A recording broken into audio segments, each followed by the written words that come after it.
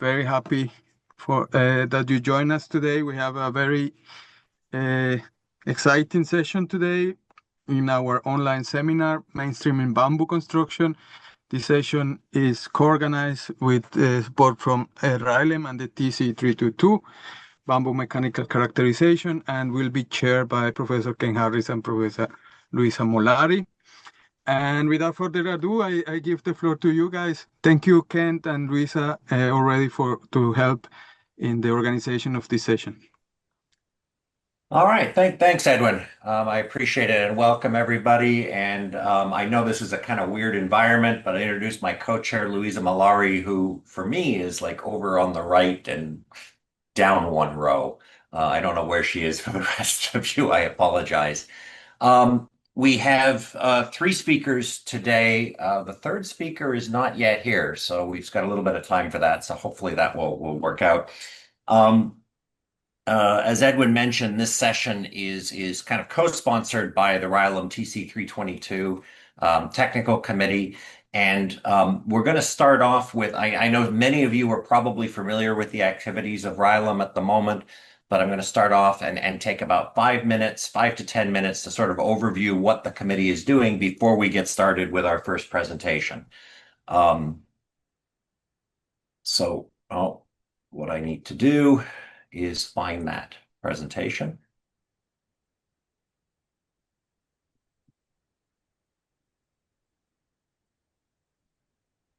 And oops.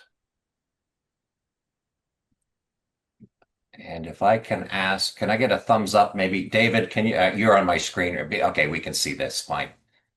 Perfect, thank you. So again, this session is kind of jointly sponsored by RILEM TC322, which is material characterization of bamboo. Luisa Malari and I are the co-chairs of this RILEM committee. Obviously, I'm with the University of Pittsburgh, Luisa, the University of Bologna. And what we want to do is just take a couple minutes to introduce the activities. There we go. Of RILEM and maybe motivate this. And we are focused on material characterization of bamboo. And I would argue that there's a single grand challenge associated with bamboo. We all know that bamboo has great potential as a construction material. It's generally relatively strong. It has a lot of really good properties. One would argue that the grand challenge in really normalizing the material is its variability.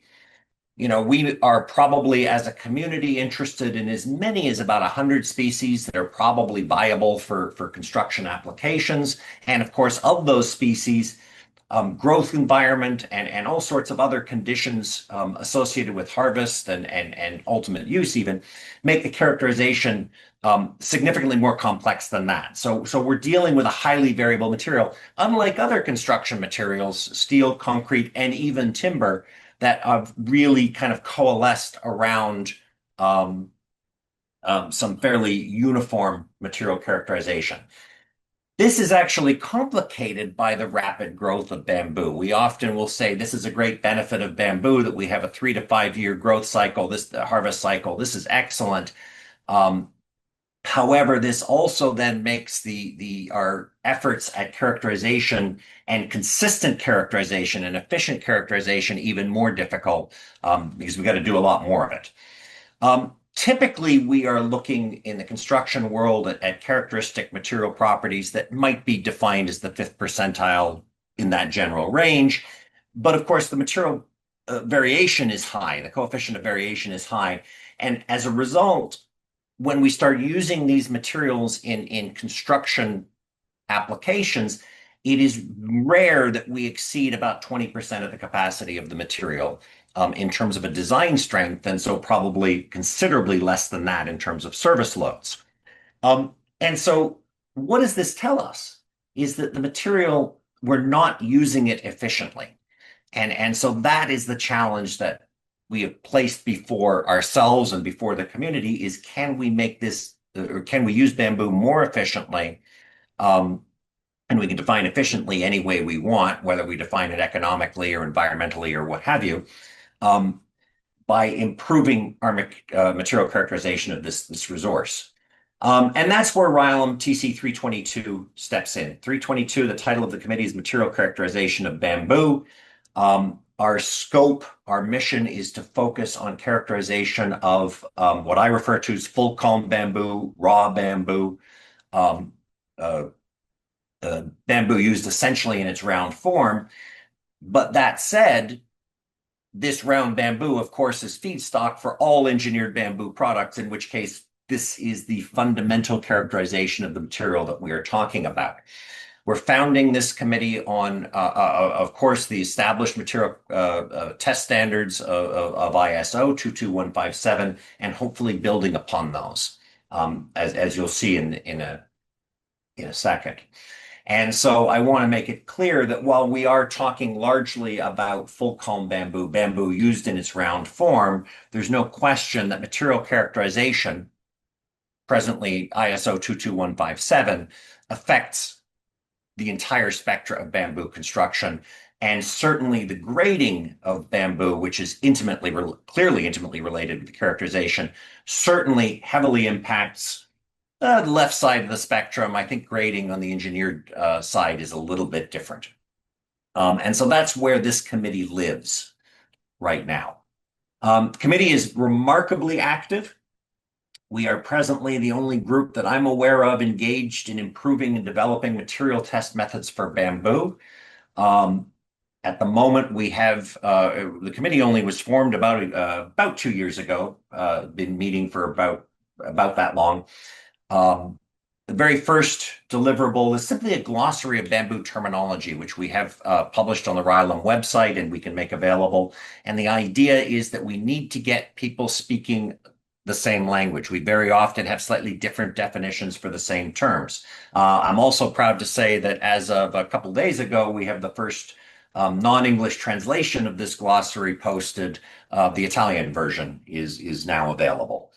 And we encourage others to develop and to translate this glossary appropriately. We have, and we'll be publishing soon, I'll come to that in a moment, a lab manual for ISO 22157, or a commentary for 22157. In the original test standard over 20 years ago, there was a part 2 of that standard, which was a laboratory manual produced by ISO. It is not a document that is supported well by ISO, and it's very difficult to get, for instance, regional variations and things like that into it. And so we retired the lab manual that ISO produces and have now developed a manual and commentary for 22157, which will be available shortly. We're working on a state-of-the-art focusing on bamboo durability and treatment, durability and preservation, and a state-of-the-art report on measuring and quantifying bamboo sustainability. And the motivation here is that we all will hold up bamboo as a green and sustainable material, but very often we do so without the numbers behind it. And so what can we do to put those numbers and measure those numbers correctly? So some of the other things that we're working on as a committee, developing new test methods that are maybe refined from what we're presently using. An example I'll take is the small sample flexure. A lot of us use very small beam tests cut from bamboo culm walls, place them in flexure. We test them like maybe plastic or timber and what have you. There is no standard for testing bamboo in this manner, and there are some subtleties when one is testing bamboo that one has to be aware of. We can't just apply existing test standards, and so we have now developed a pre-standard, if you wish, for testing bamboo using small sample flexure. Refinements to the shear test as well. We have the butterfly or the bow tie plate shear test with floor planes, some variations on that, which would allow 2-plane or even 1-plane testing. And the methods in green there are now complete and will be published relatively soon in a pre-standard format. Those in black are proposals that we have on the table. Hopefully we'll be developing those relatively soon as well. And I've talked about getting this material out there. There is a publication that is coming. It should be here by certainly the middle of next year and maybe even a little bit earlier, as long as we get everything, all of our ducks in a row. And it will be the state-of-the-art report on the material characterization of performance of bamboo. And at the moment, the content has 6 chapters of what I have addressed so far. We'll be producing the laboratory guide, new proposed test methods in a pre-standard format, durability and preservation of bamboo, and ultimately also the state of the art in developing sustainability metrics for bamboo. And I think many of the lead authors of these chapters are actually in the room here today or on the call today. And one of the goals that we have, and this may be rather optimistic on my part, is that we have many, many things that we can do with bamboo. And we've 6, 8 different standard tests at the moment, and we keep developing more.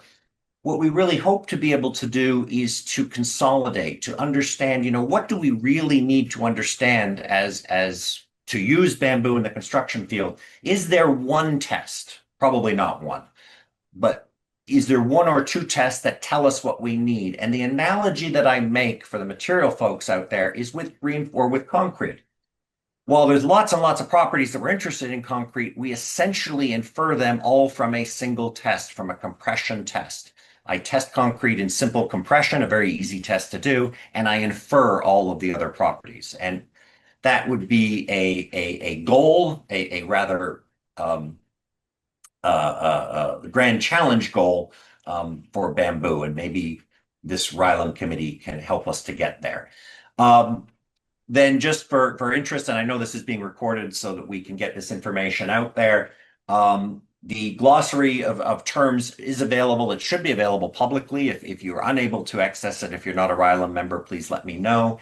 And there is also a previous seminar that was given earlier this year, a Ryland seminar that is available as well, that really takes a much deeper dive into this. So with that, I've taken up more than enough time. This is our agenda for today. We have 3 outstanding presentations. I'm going to introduce the first one, which I believe is pre-recorded. Pierre is on the call and will be taking questions, but I believe we have a pre-recorded version which somebody's going to play for me. So I'm going to introduce Pierre Boucher, who is the speaker. The talk is Connections in Bamboo Structures, Design Challenges and Ongoing Research. So building on what I just discussed, Pierre is a structural engineer with many years of experience in the timber and bamboo construction, engineer and a master's degree in timber architecture, specializing in advanced structural design of timber structures. And impressively, Pierre is currently pursuing his PhD at ETS in Montreal, the École Technologie Supérieure, on an international project which aims to strengthen community resilience to climate change through participatory design. He is an active member of the Ryland Technical Committee, and is focusing his work mostly on connections. And so with that, and I apologize that this is a little bit awkward, I'm going to stop sharing and ask whoever is going to run this. There we go. Okay, so good morning, good afternoon, and good evening, everyone. First of all, I would like to thank Professor Kent Harris for the opportunity to do this presentation today, a presentation that will focus on the design challenges and ongoing research regarding connections in bamboo structures. I will first start with a quick introduction, trying to explain why we consider connection as a critical aspect in bamboo construction. Then I will delve into some design challenges that we face when it comes to designing connections and explain why we need to have a multi-criteria approach. And finally, I will present some research that has been done recently on Dowell type connection.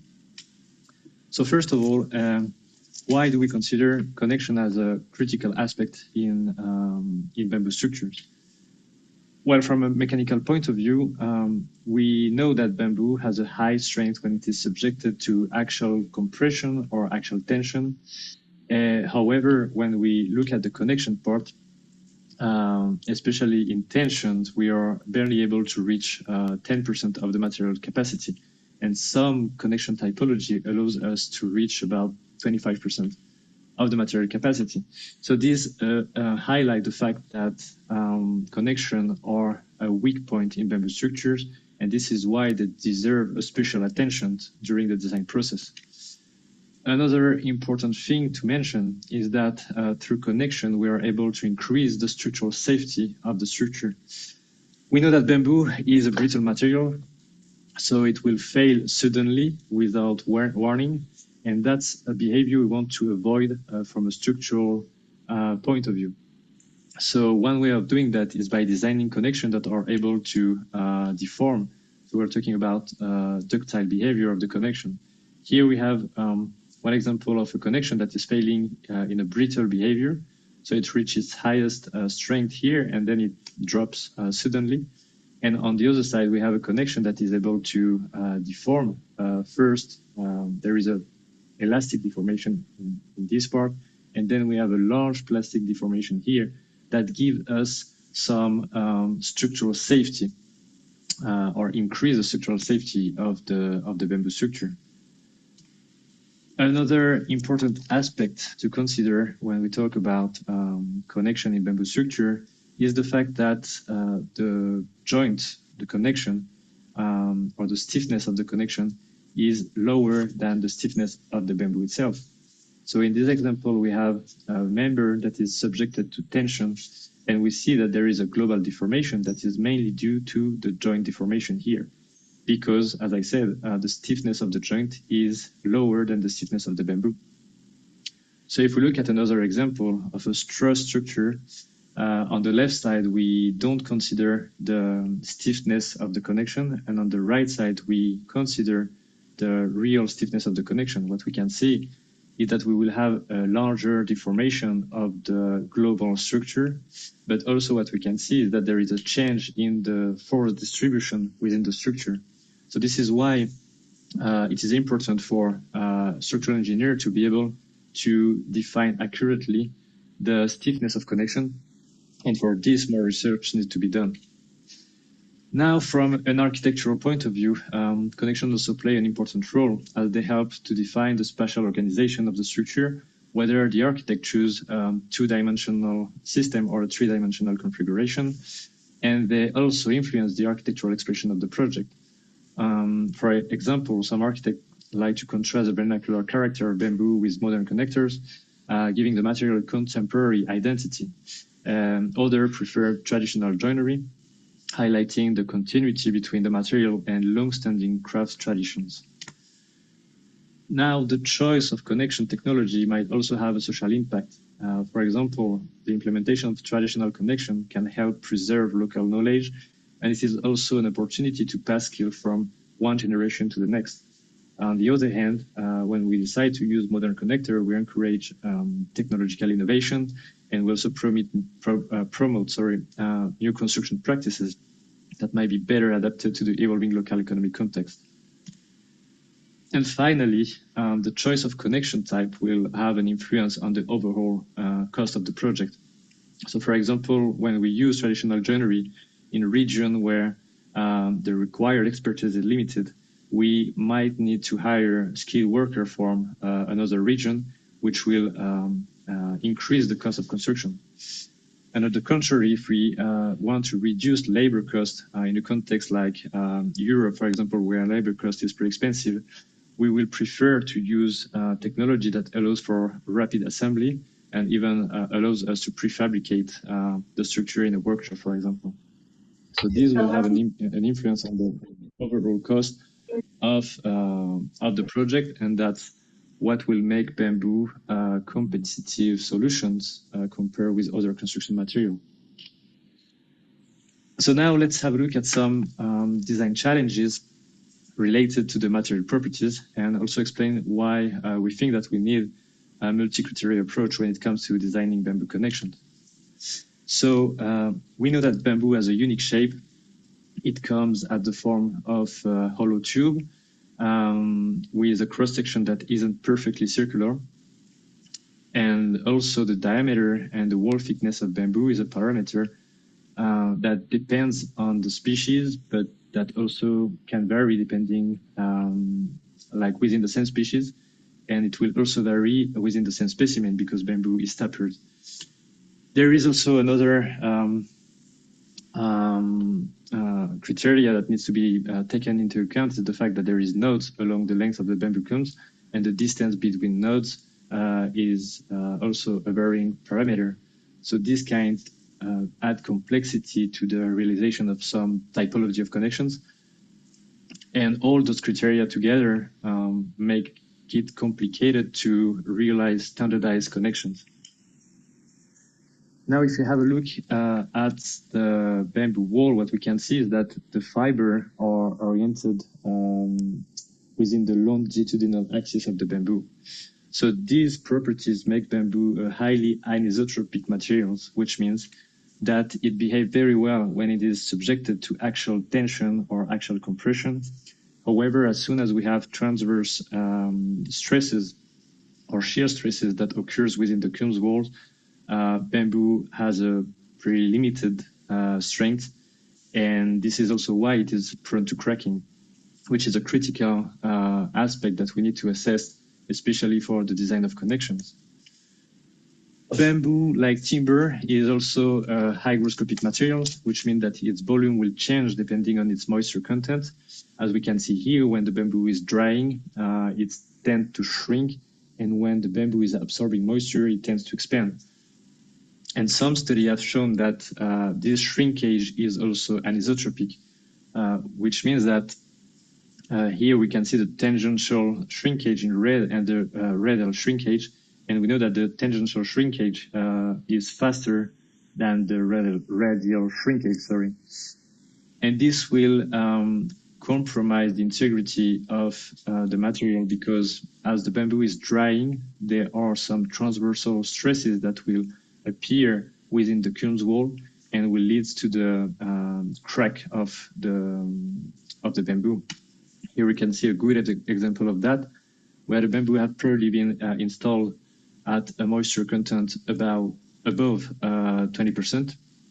And because they pour cement mortar inside, when the bamboo started to shrink, it was restrained by the cement mortar inside, and so transverse stresses occur within the cones and result in the cracking of the cones. So we have seen very briefly some of the criteria related to the material properties and the material's variability, criteria that we need to assess when we design connections. Obviously, there are much more criteria that needs to be taken into account when during the design process. And that was the topic of a recent presentation that we did at the ICBBM in Rio this year, where we try to identify some of the main parameters that we need to assess during the design process of connection.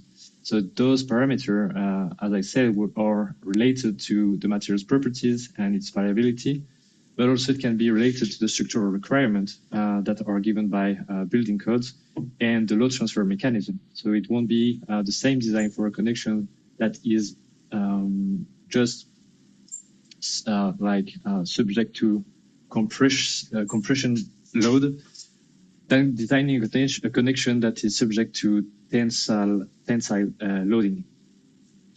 Also, we need to take into account the availability of local technology and craftsmanship when we design the connections in order to make it viable from an economical point of view, as we discussed earlier. And we need to pay attention to the building process, whether we will build the structure on site or we will prefer to prefabricate some of the elements. And also we have to have a look at the economical context.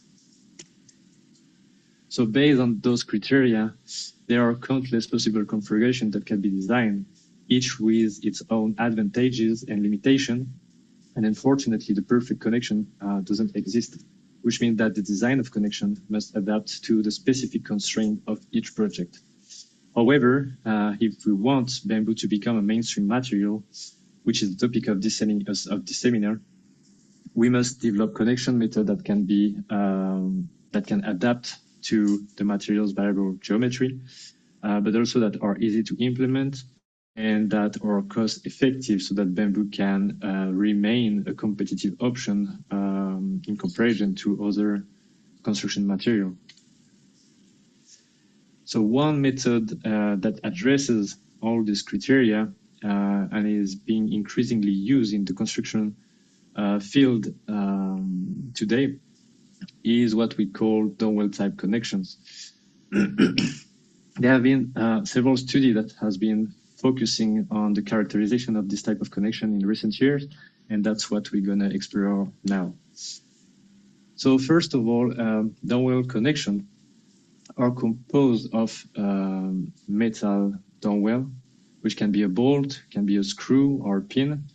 And this dome-well is basically transferring forces from the bamboo culm to another element, structural element. Based on this principle, there are several configurations that can be designed. We can transfer forces from the bamboo to a steel element, which can be placed between two bamboo, as we see here. It can also be placed inside the bamboo or outside the bamboo, like we can see in these two drawings. In the same way, we can connect bamboo to a timber pieces. And finally, we can also connect bamboo with directly to each other using threaded rod. Now, the like how those connection works, it's pretty simple. Basically, the load that is transferred, so the actual load that is transferred to the bamboo culms pass through the bolt connection, which act as a simply supported beam and which will redistribute the load to the bamboo wall, as we can see here. And so the bolt is mainly working in bending, so we can easily define the load bearing capacity of the bolt. However, the strength of the dome-well is not the only factor that we must consider when evaluating the overall resistance of the connection, because there is several different failure modes that can occur in this type of connection. And luckily, there are several research that shows these different type of failure modes and also explain some of the parameters that can influence them. So the first failure mode corresponds to the yielding of the dome-well. So when we apply a load to the dome-well, it will first deform elastically and then will form one or more plastic hinges that signal the failure of the connection, as we can see here in this picture and in this picture. So this failure mode is a ductile type failure mode, which is generally preferred. On the other hand, the dome-well might also fail by shearing failure, which is a brittle failure mode that we will try to avoid. And this type of failure mode happens when we kind of rigidify the dome-well, or when we change the load distribution within the dome-well.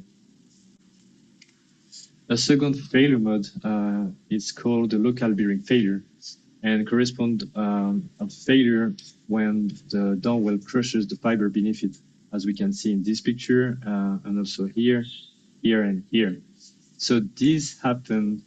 This failure mode happens when the dome-well is stiff enough, but also when there is enough distance between the dome-well and the extremity of the culm, so that we can prevent splitting of the culm, which is a critical issue, as we say, in this type of connections.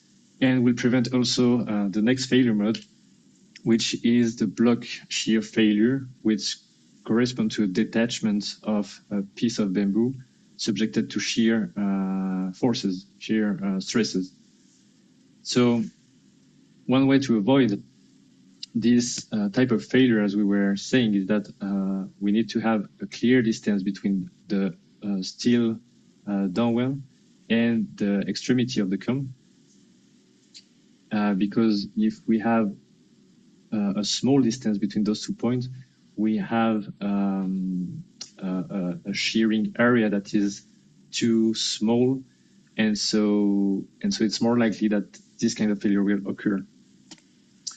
Another problematic failure mode in bamboo is the cracking of the bamboo itself. which corresponds to a brittle failure mode, and which is difficult to predict reliably. The issue of cracking is particularly important because perforating the bamboo wall creates local weakness, where stress concentration and the development of transverse stresses at this point increase the risk of cracking, which can lead to total loss of connection strength. So for this reason, it is critical to limit the risk of cracking in dowel type connection, and several strategies can be employed to do so. The first strategy, which is more an empirical practice, consists of placing a node close to the connection. As we saw, the fiber orientation at the nodes provides some transverse strain, which can, in some cases, reduce the risk of crack propagation. However, this rule is largely empirical and has not been rigorously studied scientifically. Also, some studies show that the resistance gain provided by the node is not significant, and that the susceptibility to cracking varies depending on species, which make this approach difficult to generalize. Another rule involves maintaining a sufficient distance between the dowel and the loaded end of the bamboo cones, as I was mentioning before. A first study made by Masdar in 2014 showed that the edge distance has an influence on the different type of failure mode, and the author recommended to use a minimum distance of 6 times the diameter in order to prevent brittle failure mode and make sure that the failure mode will be the crushing of the bamboo. Another study realized by Paraskeva in 2019 shows that even though the fact of increasing the distance between the bolt and the end of the bamboo doesn't change the failure mode in this type of connections, it helps to increase the resistance of the connections by about 32%. This finding is also mentioned in Nishal Pradhan's thesis, which mentioned that the use of this type of connection should be discouraged as its mechanical resistance is pretty low and its failure mode is, as we say, brittle and difficult to predict. In the same study, the author also showed that adding transverse reinforcement around the connection can prevent cracking, and as a result, it increased the connection strength by about 70% in this case, ensuring as well a ductile failure mode, which is what we are going to seek in the structural design. So this approach is more reliable and opens the way to design predictable connections. So we've seen that by reducing the risk of splitting, we are increasing the strength of the connection without affecting the ductility of the connection, which is an important point to mention. But still, those type of connections are quite limited. As I was saying in the introduction, we only are able to reach about 25% of the material capacity. So there are research that has been done recently to see how we can increase the capacity of this type of connection. And there are several methods that can be used. So the first method is to increase the number of dowel while respecting both the edge distance and the spacing between dowel in the same plane.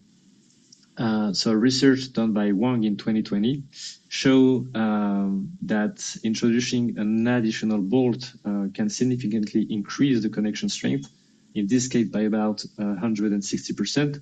The author also investigates the impact of injecting cement mortar inside the connection and show that it helps to increase the resistance of the connection, also by something like 82% in comparison to solution B. Another strategy is instead of placing the bolt in the same line, we are doing a rotation between the bolt. And this helped us to solicitate different shear planes. So a first study that has been made in 2018 by Ramphul showed that by doing that, we're able to increase the resistance of the connection. The same strategy was explored in Pradhan's work in 2021 with small diameter bamboo, where the author solicited 2 shear planes for each bamboo And it's worth mentioning that this typology of connection is pretty interesting because it allows for redundancy in the structures, which helps to reduce safety factors and use the material in a more optimized way. And finally, another way to increase the connection strength is by increasing the stiffness of the downwell. So the most easiest things to do is to increase the diameter of the downwell. So we limit the yield of the downwell, or in other words, we will increase the resistance of the downwell by doing that.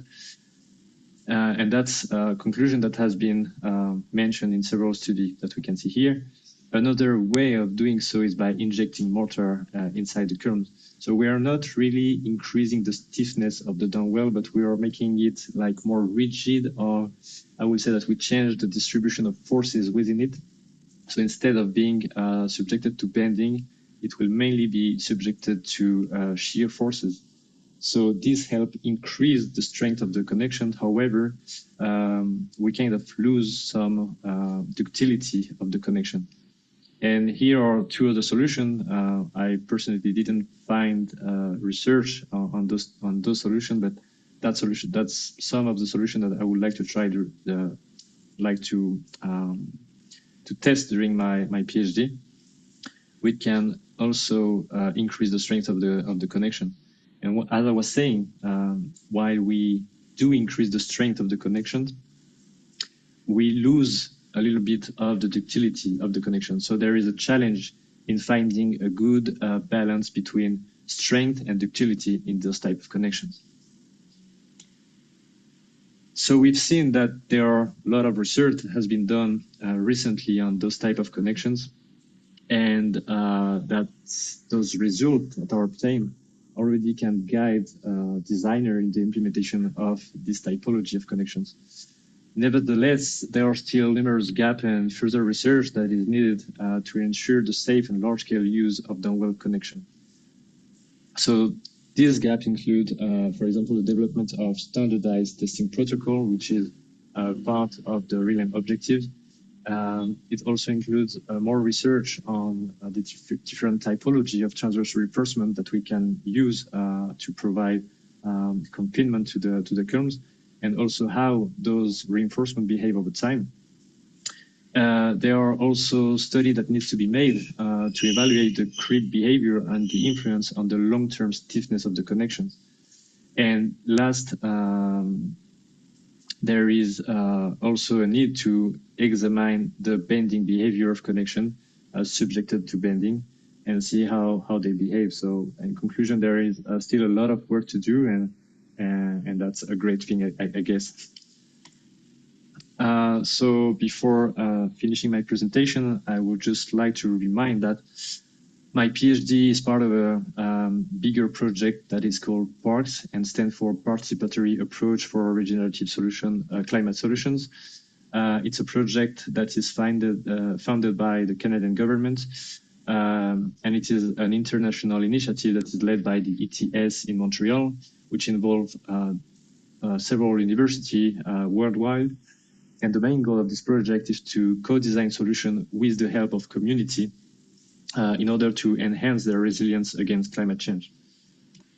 With that, I would like to thank you for your attention, and I will be happy to answer any question. Excellent. Thank you. That was a wonderful presentation. Thank you.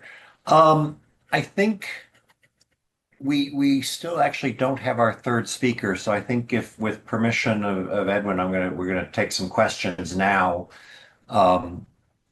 I have a few questions in the chat. While I maybe assess those, Edwin, you have a question, so if you want to open your mic and Thank you. Thank you, Pierre. Fantastic presentation. Always great to see you and your work and how it's developing. The overview of the criteria, I think that is very important to keep in mind. And I was wondering, how is the role there on the the effects that we can have from shrinkage. So in an ideal case, we will have well-treated dried bamboos in the connection, but the material still can sometimes absorb moisture from the environment and have problems there with shrinkage. So did you also analyze that effect?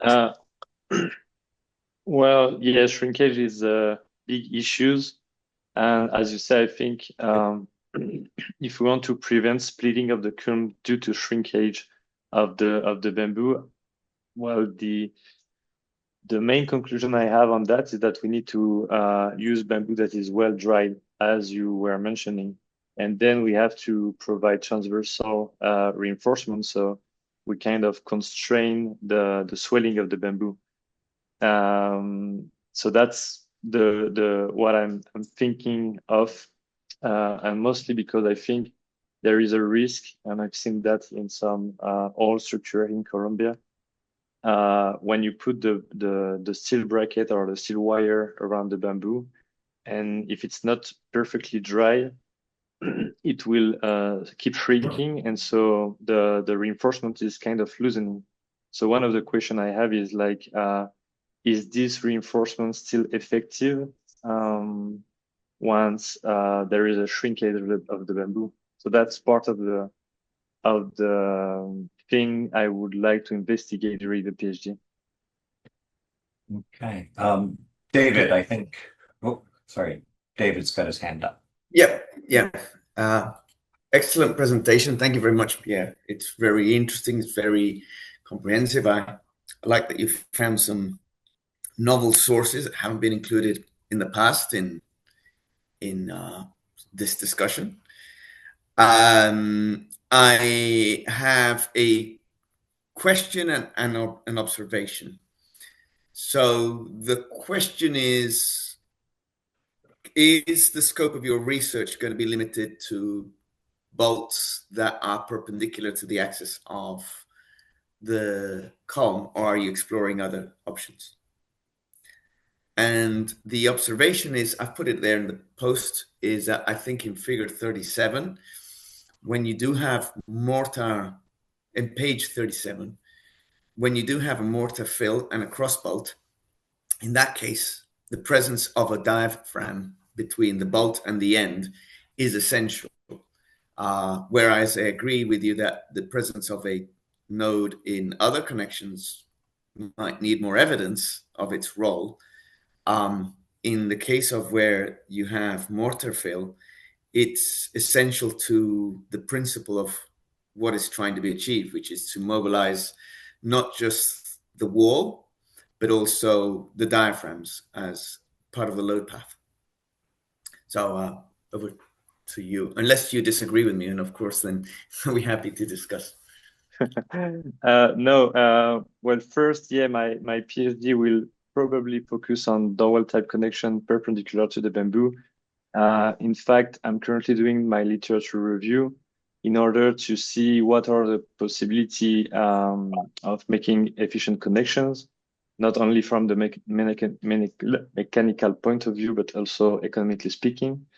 And so what we want to do is take the opportunity of doing that in a participatory approach, which means that we're gonna, because the project we're working on have the main objective of co-designing solutions. What we want to do is work with carpenters here in Colombia, engineers and architects, in order to see what is the best typology of connection for making bamboo more used here in Colombia. And so from this work, I will have a clearer view on where I should focus my study on. And regarding your comments, I'm not completely agree. I understand what you mean, like when you put the cement inside, so you're trying to make the node work in shear. But in this case, what you're trying to do is not, you're not trying to do that. What you're trying to do is like as I was explaining, trying to rigidify the downwell or limit its bending. So basically, you're just trying to put something around the downwell so it's not going to bend. It's going to work mainly in shear. And by doing that, you reduce the ductility, but you increase the strength because because the shear strength. I think you increase the stiffness. If you're not mobilizing the diaphragm, there is very little increase of strength. What you would do is well, you will increase the strength in comparison to the solution where there is nothing inside the culm. If you have only the downwell with a punctual load in the middle, so you have the stiffness, like you have the downwell working in bending, so it's less stiff and less resistance. And if you achieve to, as I was showing, by pouring concrete inside or by using a wood insert or a steel pipe, you are not having a punctual load in the middle. You are having like distributed load, so it's not the same behavior of the downwell. So you're increasing the stiffness, you're changing the failure mode, and that's what I've been shown in the study I showed by Wang.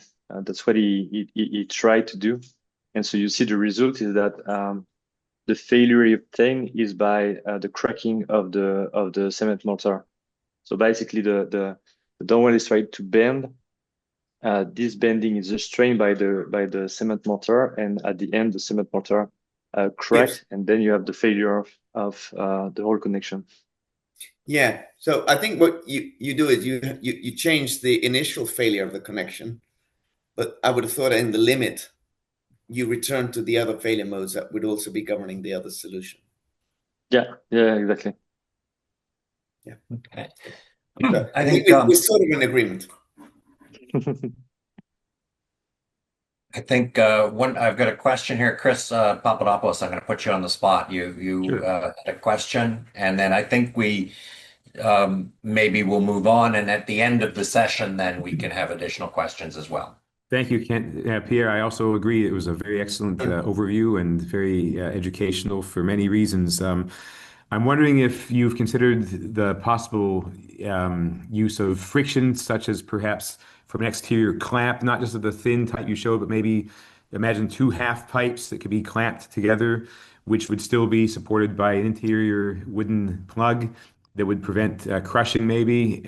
And now I'm also thinking out loud if there was something interior, like a conical kind of a plug where there would be an internal section that would kind of, as it's more in tension, it would activate more lateral force, and also using a combination of friction and lateral force. But in general, have any friction type connections have been considered by your work or in your literature review? Yes. The answer is yes. Putting clamps around the bamboo, as we were saying, there is an issue is that first of all, there is a shrinkage issue. So this type of connection might lose over time. And there is another issue, I didn't talk about that, is the fact that bamboo is also subjected to creep. So basically, I don't know, and I didn't read anything on that, but there is a risk that the connection will be loosening because you're kind of compressing the fiber or the layer of the culm wall over time. So you're going to lose in stiffness, obviously, and you're probably going to lose on strength over time. So maybe in 10 years, you won't have the same resistance. On the other hand, there is a very interesting connection from a mechanical point of view, which use friction, is by doing a conical connection. So this is a word that has been developed in France, that has been developed also in Colombia, in Pereira. And so the idea is to have an insert that has a conical shape and an outside layer that is also conical. And by like putting them together, you are pinching the bamboo wall, and so you're creating friction. And from what I read, it's probably the best, like the most efficient connection in tension. Mm-hmm.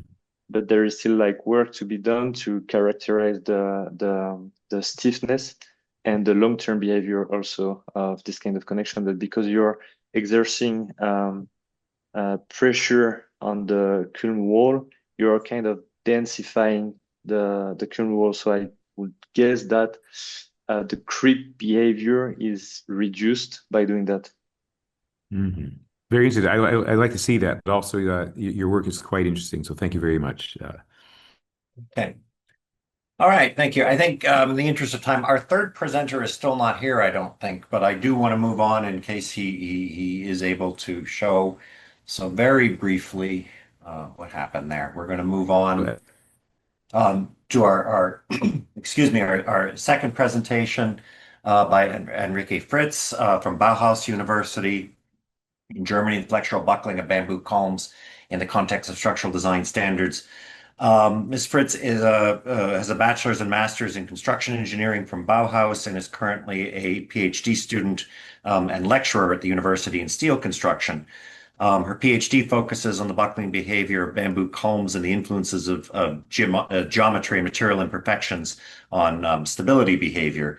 And the aim of the PhD is to develop a design concept for flexural buckling of bamboo columns, particularly in the context of the Eurocode. So I will stop sharing and hopefully you can start sharing. Seems like it. Can you Okay. hear me? Yeah, The floor is yours. perfect.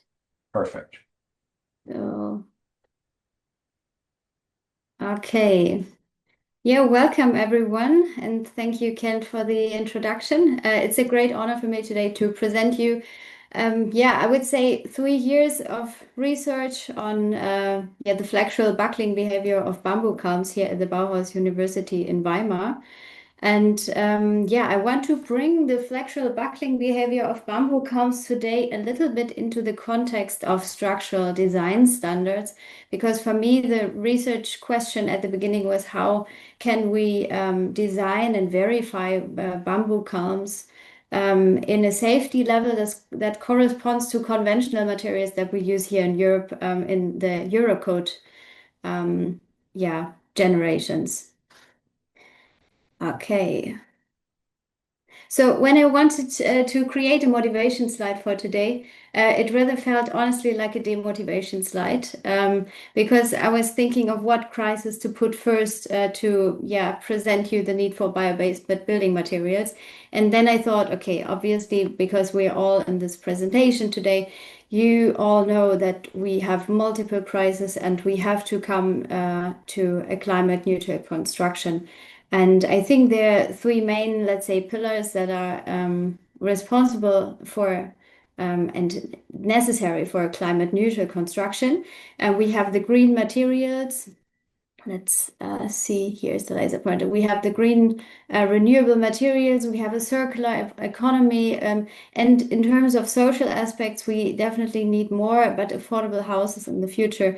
And I think all of them go hand in hand with each other and also rely really on bio-based building materials. And we have a variety of them. We have wood, we have bamboo, straw, we have earth and clay, which is quite common at the moment. So we have a lot of materials, and I think bamboo stands out in these materials because of its wide variety of applications that we can have with bamboo in the construction sector. And if we look on bamboo in a raw form, then I think all of you have seen this incredible, beautiful bamboo architecture pictures, maybe online. I have visited Indonesia, Bali, last year. This is where I took these pictures, and you can see multi-story buildings made entirely out of bamboo. This building here on the right, they said it lasts for 25 years now. There are schools in it. There's a lot of traffic in there. So it seems that bamboo has really a very high potential. Also, some people have made some architectural designs in a more Western context. So there is a lot of potential in bamboo as a structural material. But I think currently, if we want to use raw bamboo as a conventional construction material, especially in Europe, we are lacking normative regulations. And this is not because people are lazy. Kent already showed what is done at the moment in terms of standardization, normalization. There is ISO 22156 that I think gets its new version next year, but there are some challenges in developing these normative regulations. And this is, like has already been pointed out today, the strong anisotropy in terms of material, but also the high natural variabilities in the geometry. The taper and the pre-deflections, I think, are the most important ones, also oval cross sections. So my research questions have been especially like to quantify these geometrical matter variabilities, like what are they, and like what boundaries, what ranges do we have here? And I focus on Philostachus edulis. And I wanted to find out how these influence the flexural buckling behavior. So the behavior of bamboo in compression, in actual compression.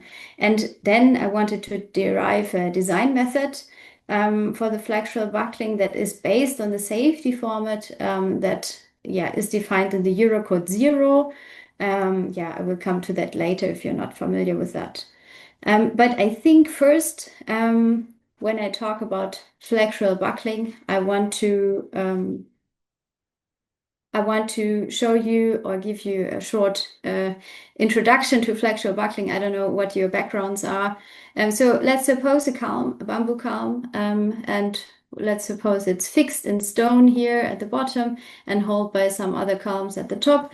So we have a certain load, and the statical system could look more or less like this in a simplified form. So we do have compressive normal forces in the culm that the culm must withstand.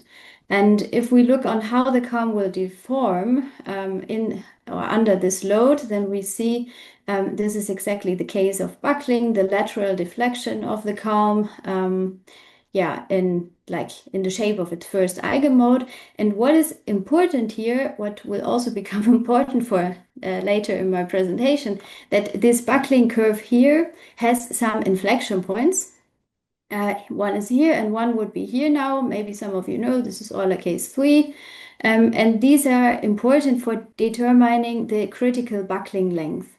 And so whenever you do a buckling study, you must determine the critical buckling length. This will also become one of the key challenges later in the presentation.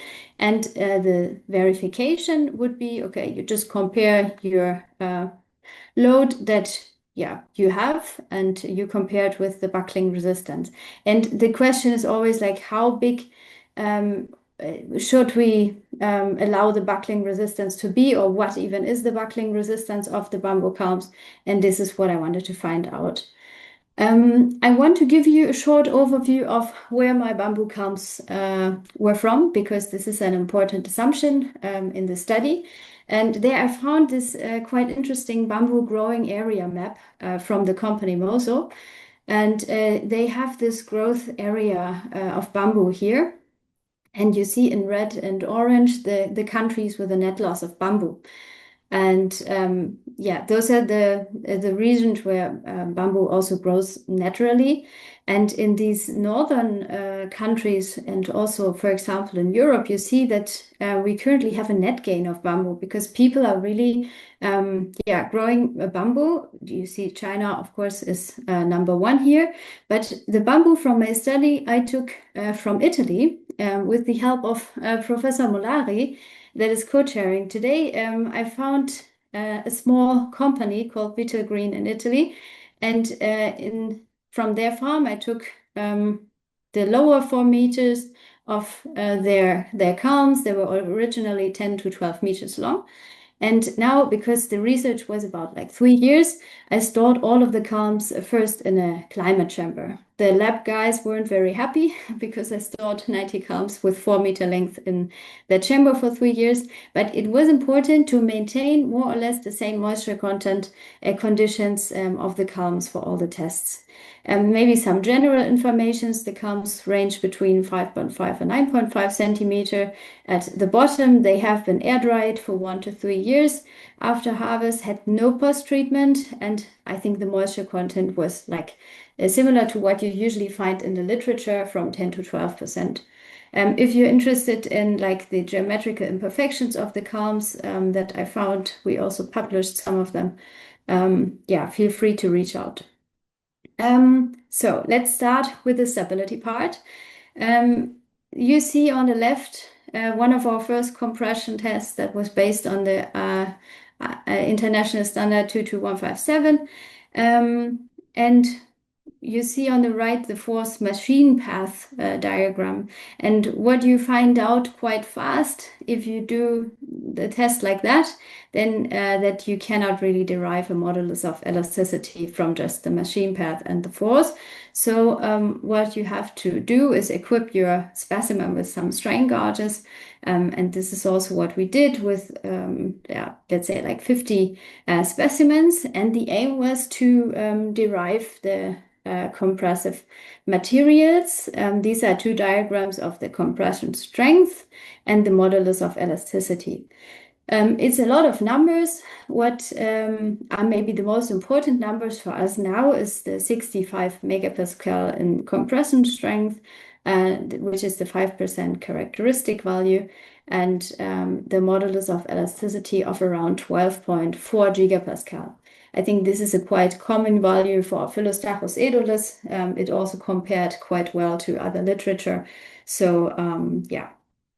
Now, when I looked at the stress strain behavior of bamboo, this is also a thing that is quite common sense in the literature also. Depending on where you take your specimen from, you will have different material behavior. This is what makes bamboo so complicated, because you never know, even if you test it here, you don't know what material behavior you have here and what you should assume. So I did, from the 90 calms, a lot of samples, and I varied in different longitudinal positions. And yeah, you see the top is always has the highest compression strength in general, the bottom the lowest.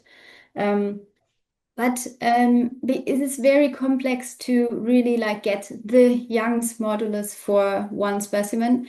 We tested some specimens with like 6 strain gauges around the radial direction of the calm. And yeah, it differs. It differs depending on your wall thickness. It differs depending on the position that you're using, because the deformation of the specimen we've at least found is not always 100% equal. So this is why I rather divide like min and max curves and boundaries of the material behavior. And I approximated that in a Ramberg-Osgood material law. And there you can enter the exponent n depending on your position. And yeah, for that, I got my min-max curves that becomes later relevant for when I want to vary the material behavior. But now maybe let's come to the even more interesting part, the stability experiments. You see here on the left our 80 centimeter long calm that is in our lab and is buckling. We try to simulate fixed conditions, and I want to show you a little bit more on how these were looking like.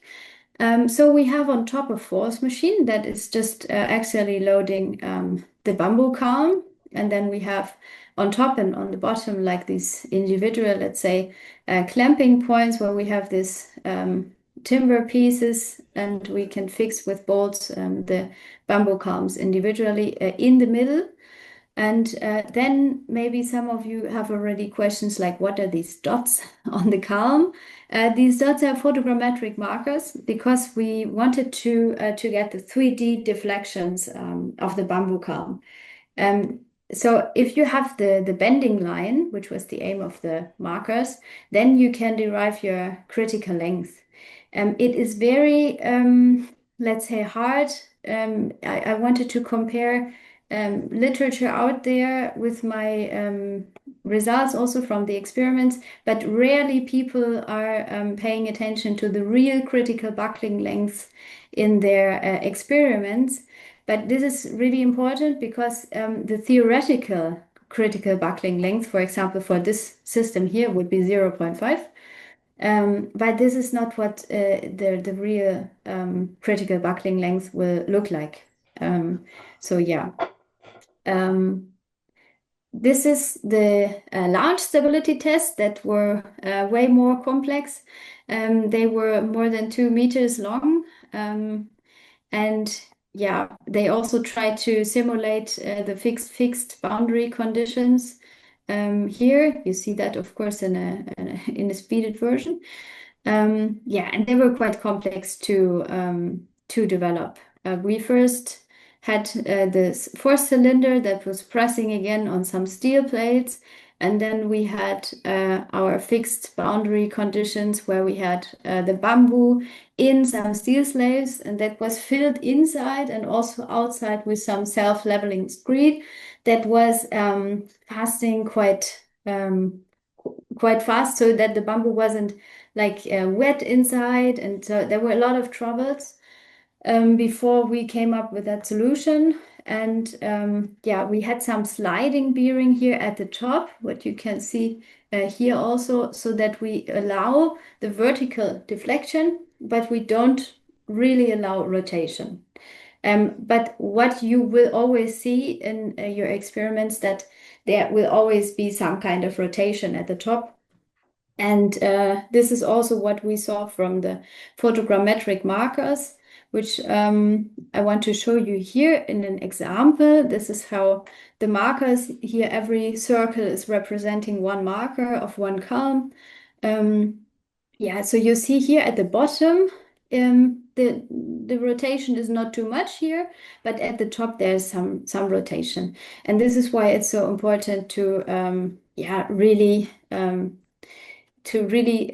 evaluate your inflection points. So you can do that, for example, like here. The critical buckling lengths had a very low standard deviation. So this was showing me that our test setup wasn't too bad.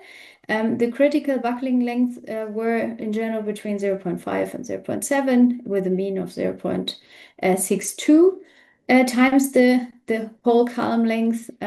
So because of the taper and because of the rotation at the top, the buckling, yeah, the maximum deflection was shifting a little bit from the middle, where you would have expected it, to the top.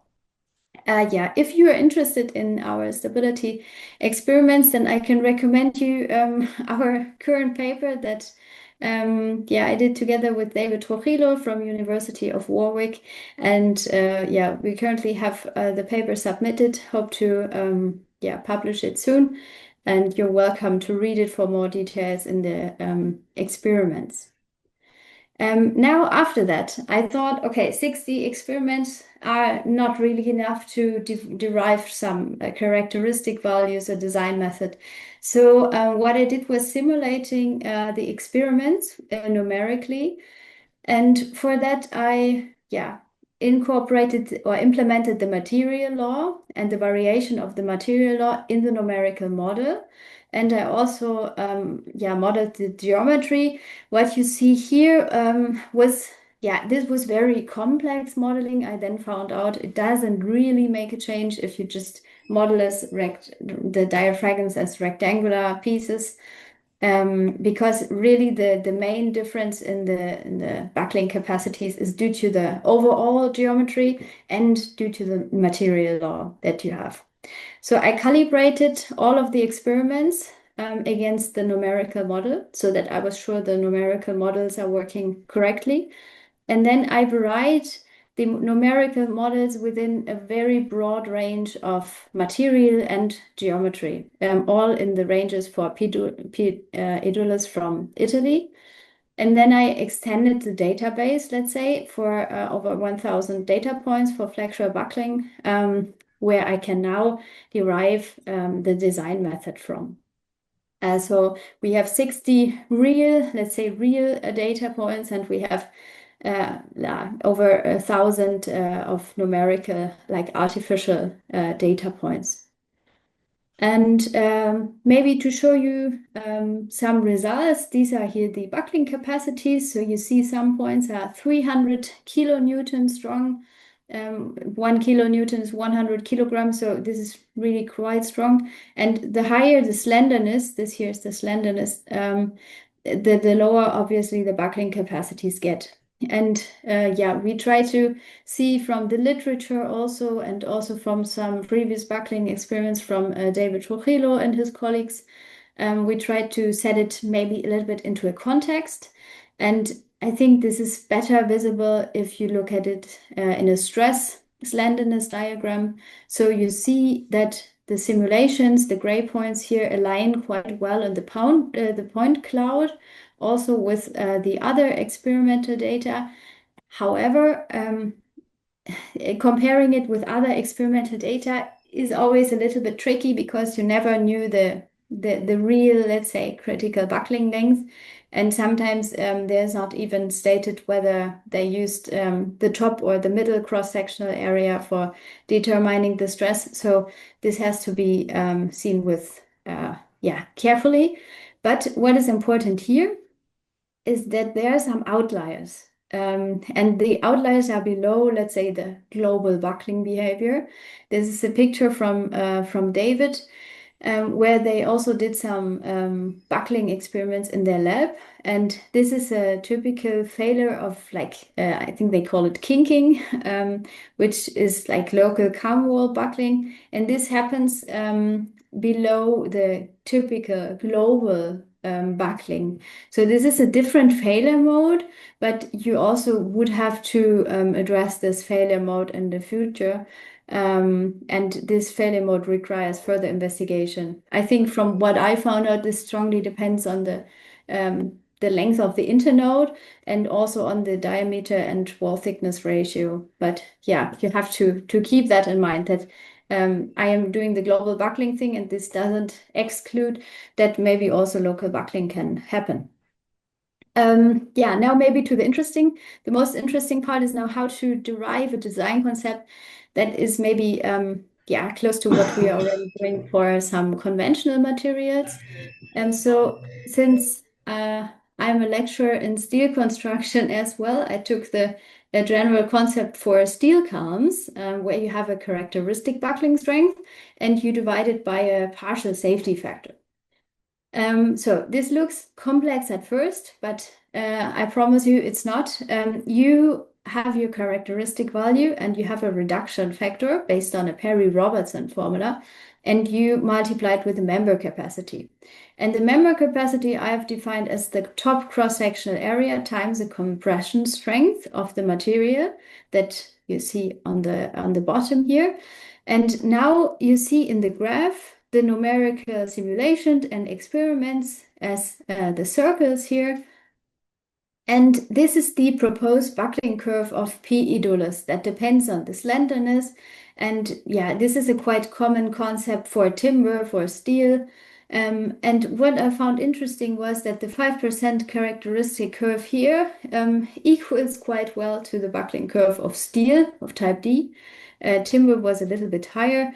But we will see at the end how this really affects the buckling capacities. So we have a 5% characteristic curve now, which is great because we just calculate our member slenderness, go in the curve, and then we know, okay, we have to multiply our capacity times 0.3, and this is our characteristic value.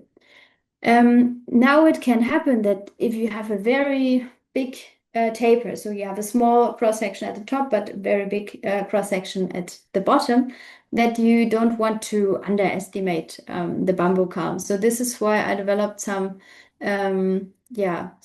other buckling curves, for example, for a taper of more than 30%, you can use a different buckling curve because you just have more cross-sectional capacity. Yeah, and these buckling curves have also been derived as 5% fractaled from the data. You can also do the same with bow. but the influence is not so much as if you consider the taper. And the advantage is that you do not have to know before the bow or the taper. If you don't know bow or taper of your calm, then you just take the lower curve. And if you know, for example, in a grading process, then you just take the higher curve. So now the last part is to get your factor of safety. And the estimation is a part of Eurocode 0.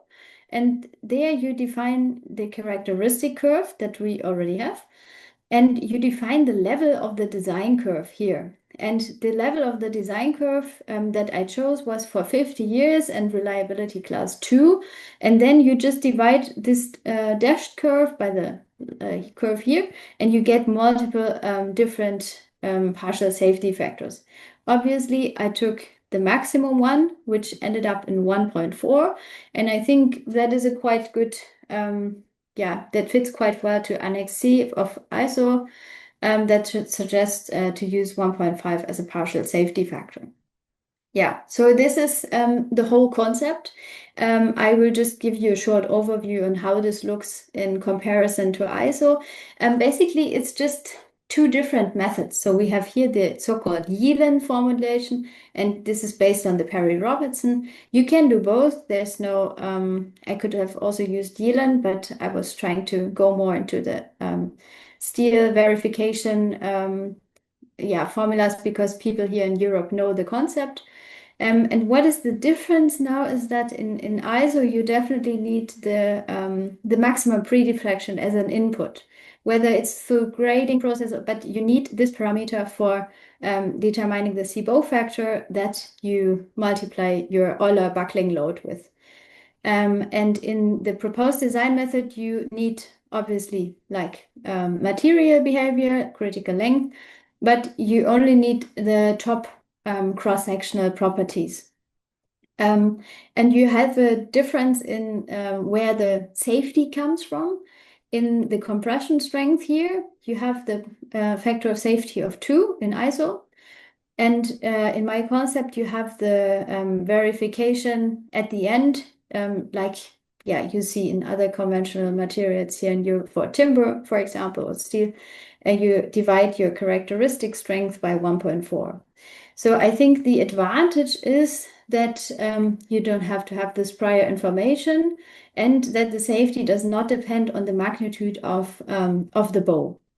I can show you in comparison maybe all of the values, the numerical simulations calculated with both methods. And I think the mean value for both methods, you get an overall safety of 2, let's say 2 to 3. So you overestimate, you underestimate the capacity of your calms by 2. So if you in real have 10 kilonewton, the design method would say you have 5 kilonewton. So I think the mean values here on average are in both cases quite good. But what's already looks striking is like the standard deviation. So in the ISO concept currently you have a very high deviation, and in the proposed design method you come up with a certain same safety level and a very low standard deviation across all slenderness ranges. And here you see also like there are some specimens here that are underestimated by 10 to 100, which doesn't really bring trust of engineers in the material. So I think it's good to have like a conservative but not too conservative approach. And also you see here there are some pieces that are not safe.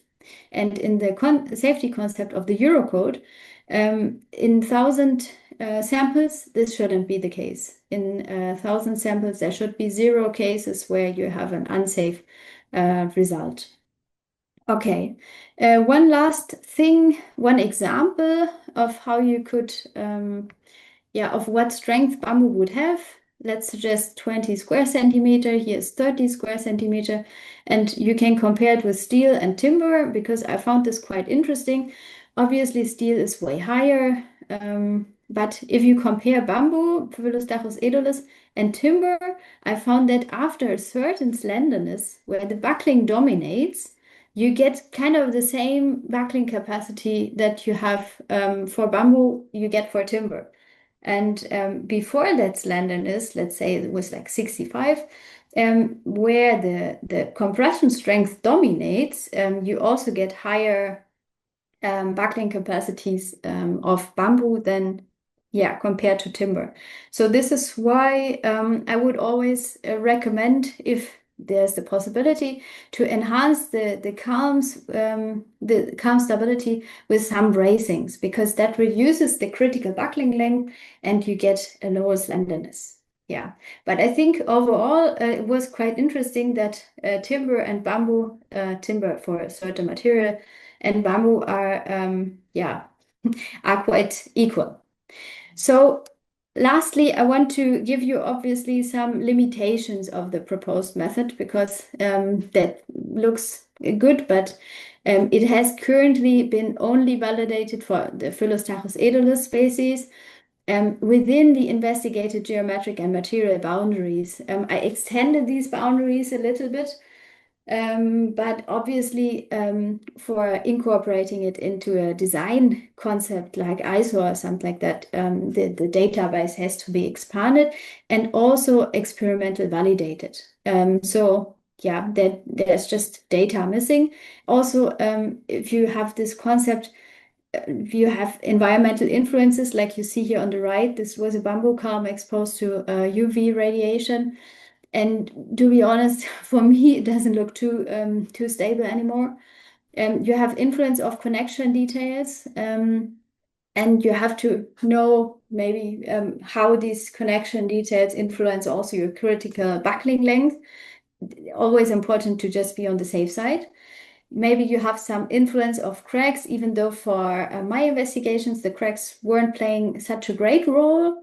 And also maybe you have some seismic loading. These experiments are only valid for static loading. So to conclude, I think there's a lot of further research required before bringing this concept into a normative standard, but I think it's a good start.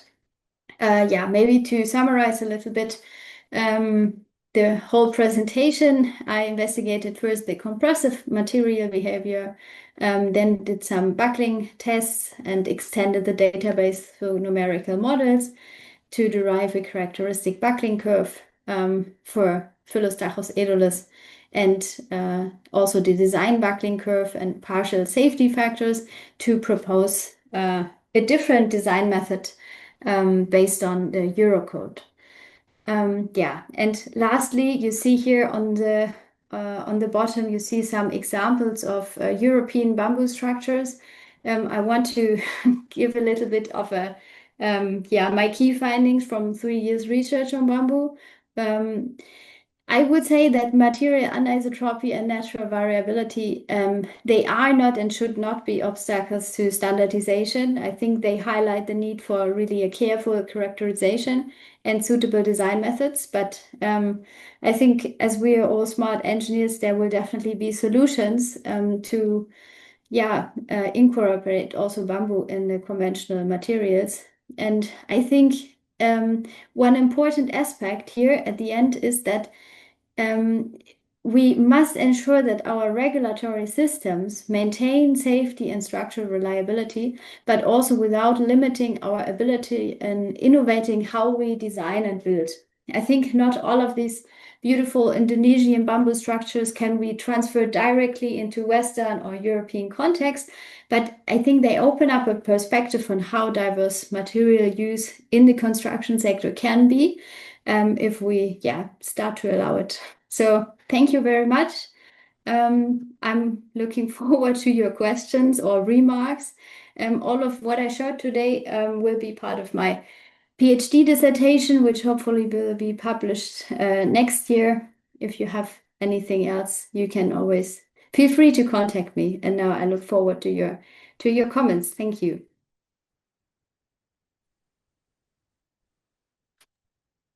Okay, thank you. Excellent presentation. I'm really encouraged. I'd like to point out to everybody here that the two presentations have both been PhD students, so the future of bamboo is in really good hands.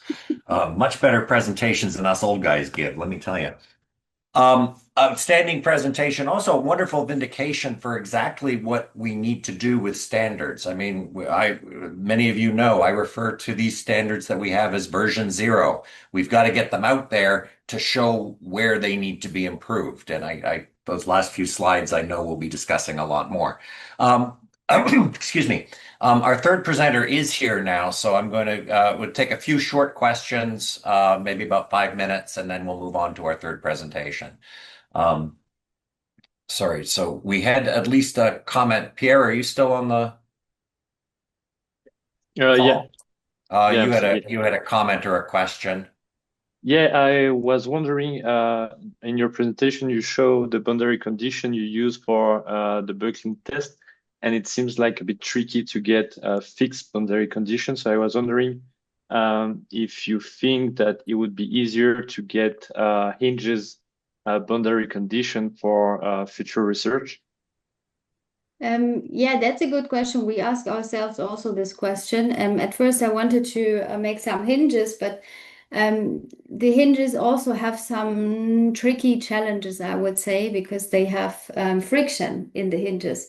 And also, the counts that we investigated are quite thin, so the deflection, what we saw at least from the bending tests, were very high. And if you allow the count to deflect a lot, then you really have problems with fixing, let's say, your hinge, because this will rotate a lot. So for us, it was easier to make the fixation of the counts at both ends. Yeah, and not allow the rotation. But I think in the literature, most people are allowing the hinge at the top. I think for short counts, this is quite reasonable. If you do really large scale testing, then the deflections become so high that you will get other problems. Yeah, but this is the reason why we chose the fixed ones. Okay, thanks. Yeah, the connections are a problem in this kind of testing, and actually getting values of about 0.6, that's consistent with a bunch of other tests that are out there too, which is kind of nice. Edwin, you have a question, I think. Yes, thank you, Enrique. Good to see you again. Twice in a year. Just thinking out loud, it's very interesting to see how you can combine the experimental results with the computer modeling. Can we think on using the same strategy for other material characteristics of bamboo? That depends on what you mean by material characteristics. So in my case, I had a 60 valid, let's say, experimental data. And if you, in my opinion, if you have a simulation that reliably simulates what you do in the experiment, and you know your variations or the boundaries, the range of material properties, then simulations are a very good tool to expand your database.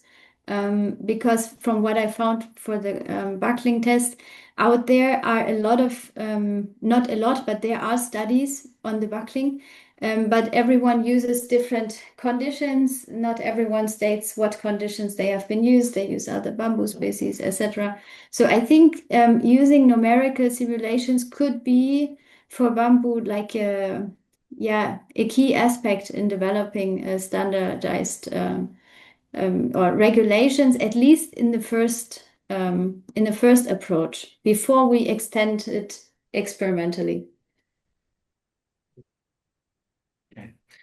Thank you. Got one, probably one last question here before we need to move on. Chris, I see your hand is raised. Thank you. It's partly just for my own background, but is it true that the nodes probably have evolved more for prevention of local buckling and not global buckling? And I think that the nodal zones are somewhat less stiff than the other materials. So I'm just wondering if when you did your simulations, did you just for curiosity, study a bamboo without the nodes to verify if it's stiffer in buckling than not, or is that something not really relevant? Yeah, I did study the difference.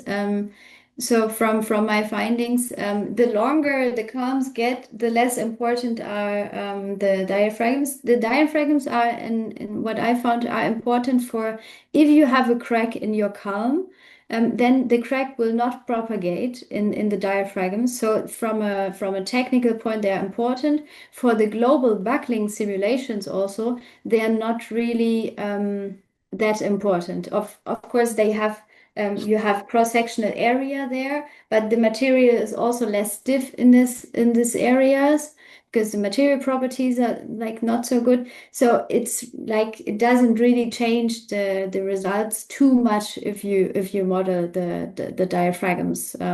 Yeah, this is why I chose just at the end like rectangular slides because that was enough. There was like 1 kilonewton of 60 that would change if you yeah, make it like quite thick or quite small. So it wasn't that much of a change. Thank you. All right, thank you. I think in the interest of time, we're going to move on. Hopefully, I have a little bit of time at the end, so I'm going to do that. Whoops. Sorry, we're on to our third presentation, exploring bamboo slats for structural applications. Excuse me, speaker is Jose Jaime Garcia from the University of Davao in Cali, Colombia. Excuse me, I'm sorry.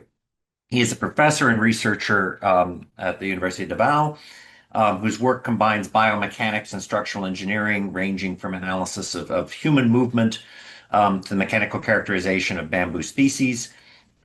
And he's particularly interested in developing bamboo-based modular systems with the intent of developing sustainable housing or making sustainable housing more accessible, shall we say. And I will stop. And JJ, you should be able to share, I think. Open your mic. Okay. Can you hear me? We can hear you. You should be able to share your screen. Let me see how I can share my window. Okay. Can you see my presentation, please?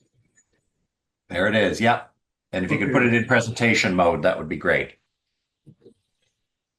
Here it is. Okay, unfortunately, I was lost in the time. I thought they were going to be in the afternoon here in Colombia, but fortunately, I was able to be included in the meeting at time. Okay, the first question that we are going to ask is why is it that we want to use bamboo slats instead of culms, being culms such a beautiful profile, structural profile, very well suited, for example, for very efficient to sustain, for example, compressive loads, as I show you here at the right. Unfortunately, most of the time,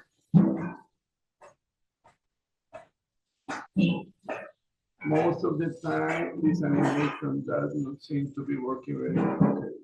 Most of the time, we have a lot of featuring, longitudinal featuring, added this to the geometrical irregularities of the material. So we need to explore new ways to develop the structural elements in order to reduce material waste.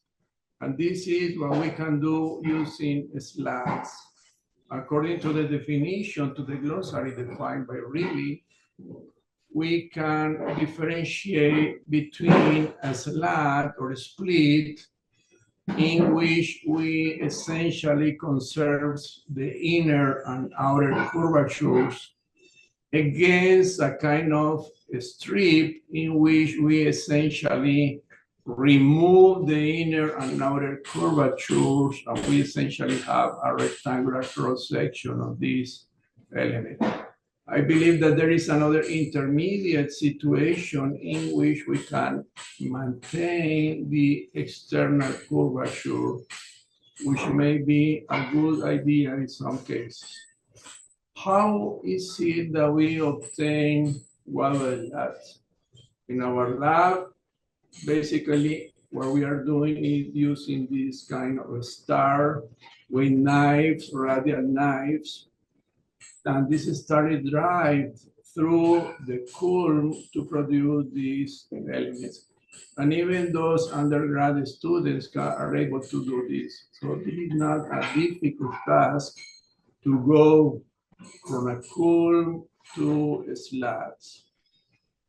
And in some cases, we can go further, removing all those inner parts of the natural nodes, trimming, using the saw to continue trimming and planning to produce an essentially rectangular cross-section. I searched a little bit about former application using slats, and I found this one developed at the Universidad Nacional de Colombia, documented in the book by Hidalgo, in which they essentially join bamboo slats by using this type of screws and nails in some cases, I believe. This is a kind of testing load. Unfortunately, I was not able to get the original document in which they will probably recommend some loading, some kind of stiffness that they obtain in the test. I have seen also very beautiful uses of slats in the Lum Temple in Mexico. You can see here there are extensive uses of slats by themselves or by combining those slats in these multiple members that are joined at the ends by this type of structural steel element. What we have done with those slats so far, I remember our first approach in which we connected a couple of slats oriented along the inner source material and piping around with these kind of rectangular washer, curved washers, with a bolt. So when we tight the bolt, we produce a nice interlocking of one of the slats with respect to the other. This is a soft inner material. With this type of, we tested this joint, and we found actually that we could increase the shear strength about 50% when we apply radial compression using this bolt against non-radial compression. So this may be an interesting ingredient we can use to improve the behavior of this type of joints. With this type of joint, we produce these light trusses, 3-meter span with a weight of approximately 31 kilograms. And we apply a kind of distributed load over this truss. And we were able to apply only 12 kilonewton as those sandbags, the slide over the other when we try to increase the load. At this load level, we obtain 12 millimeters elastic deflection. So there may be an interesting application for this simple joint.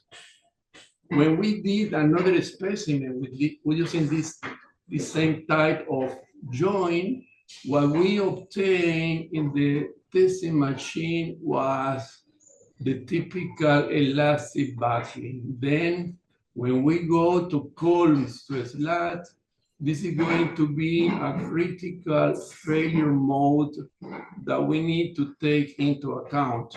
For example, this type of buckling is well described by the Euler formula. And in this Euler formula, the modulus of elasticity is in the numerator.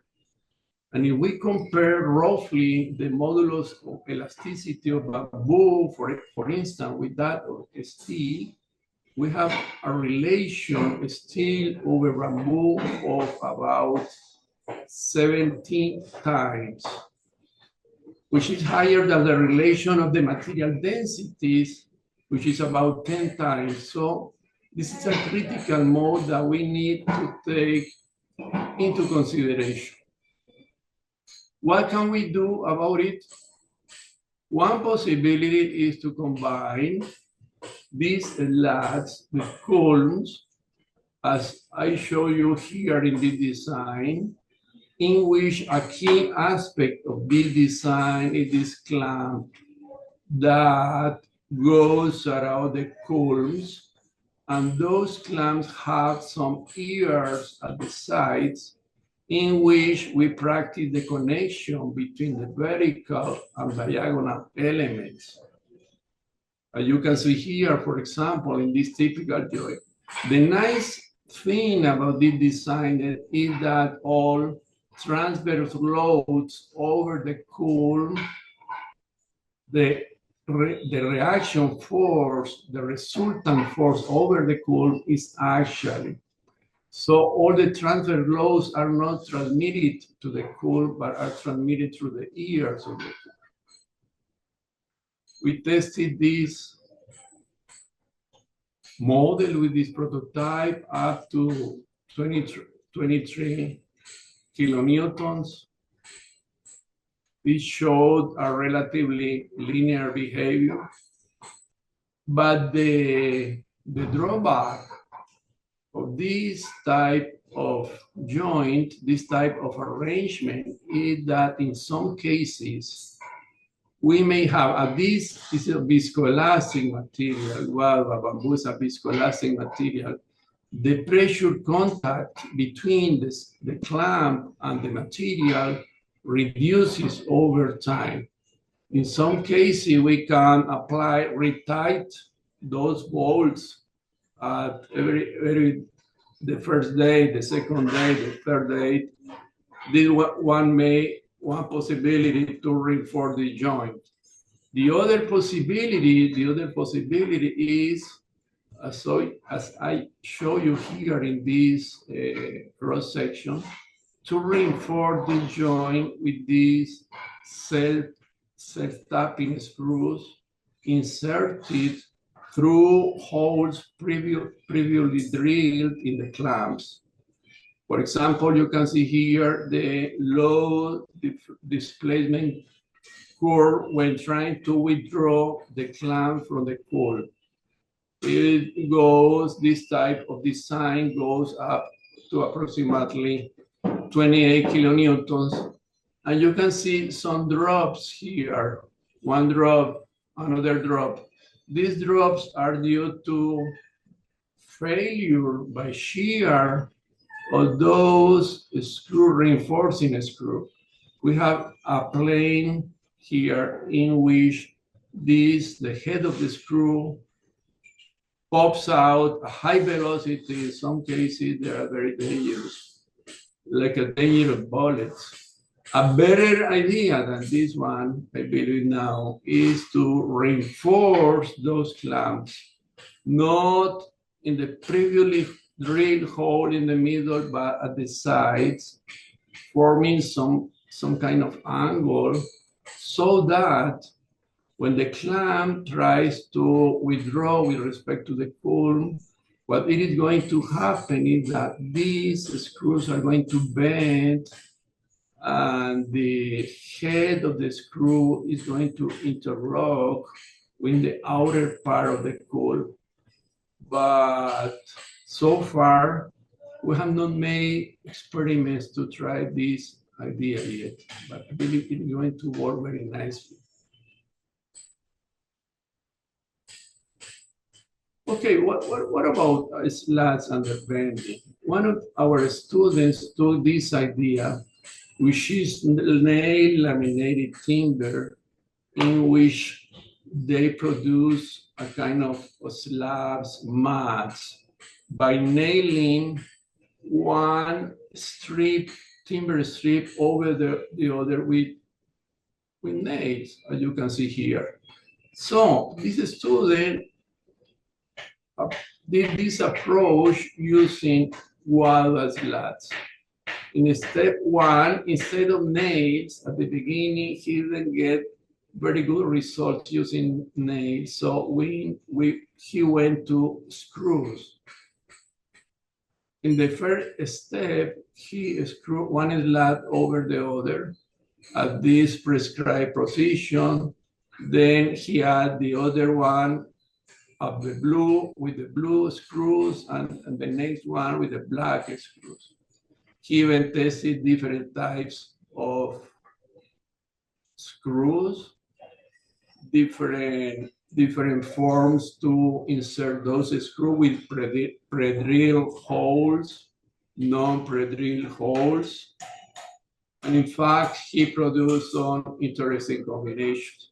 In one of these combinations, for example, he tested one of those combinations under 4-point bending with a span of 1.6 meters, 4-point bending. And these are the typical curves that I am showing you at the right. This is for a member with 4 slats, 8 slat members. In one case, it went to about 3.7 kilonewton, about 6.7, 6.8 kilonewton, and the failure stress was about 80 MPa. The failure mode, this is a kind of lateral instability, lateral torsional instability of the material, which is again related to the instability due to the a kind of reduced ion modulus. So this is a mode we need to take into account. These beams can be used, for example, to support roofs, or they can be used, they can be combined with a slab. For example, this is one exercise that Jonathan did to combine those small beams with a slab that, so they work together. This slab has an important role. They try to work as a composite material. He did this kind of test. He was able to accommodate a lot of students here to obtain this load with a maximum deflection. In fact, the design of this type of small beams is defined by stiffness, not by strength.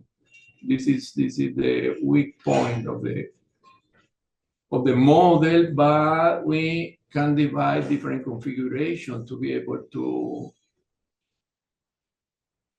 complete the standards, to meet the standards. Okay. By the way, one possibility of using those slats is loaded in the radial direction or loaded in the circumferential direction. Actually, we have made experiments and we have found that the elastic modulus in the circumferential direction is consistently higher than that in the radial direction. And we attribute this result to the grading nature of the material. We did a simulation here in the program Abacus, including the grading nature of the material from the inner to the outer material. We can easily, Henriette, we can easily include the functionally grading nature of the material by prescribing an elastic modulus depending on the temperature. And we can define an artificial temperature field so that the program inside apply this change of elastic module across the wall thickness. In this situation, you can see how the neutral axis is shifted toward the outer material. In the other case, in which we have circumferential loading, we see differences across the wall thickness, higher levels of stress taking by the outer material against the inner material. And we can explain with this model this difference, the effective modulus under this type of loading is about 13% higher than that obtained with this. This is another possibility. We can assemble multi-slat member for a structural application. I took this from the glossary, really.